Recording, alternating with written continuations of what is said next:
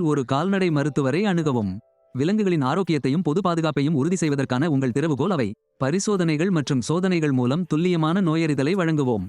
விலங்குகளுக்கு தீங்கு விளைவிக்கும் அல்லது நோய்களை பரப்பக்கூடிய தவறான சிகிச்சைகளை தடுப்போம். அது இல்லாமல் தவறான மருந்தை பயன்படுத்துவதன் மூலம் பயனற்ற பராமரிப்பு மற்றும் சாத்தியமான வெடிப்புகளுக்கு வழிவகுக்கும் அபாயம் உள்ளது. சரியான நோயறிதல் பண்ணை இழப்புகளை 40 விழுக்காடு வரை குறைக்கிறது என்று ஆய்வுகள் காட்டுகின்றன. அவை விலங்குகளின் எடை, வயது மற்றும் நிலை ஆகியவற்றின் அடிப்படையில் சரியான அளவை தீர்மானிக்கின்றன.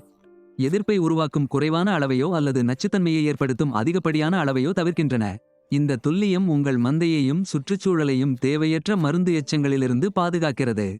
திரும்பப் பெறும் காலங்கள் குறித்த வழிகாட்டியும் இதுதான். பால் அல்லது இறைச்சி நுகர்வுக்கு பாதுகாப்பானதாக இருக்கும் நேரம்.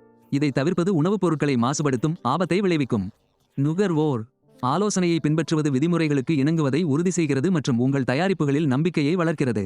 கால்நடை மருத்துவருடன் கூட்டாளியாக இருங்கள். இது ஆரோக்கியமான பண்ணைகள் மற்றும் பாதுகாப்பான உணவுக்கான சிறந்த தேர்வாகும்.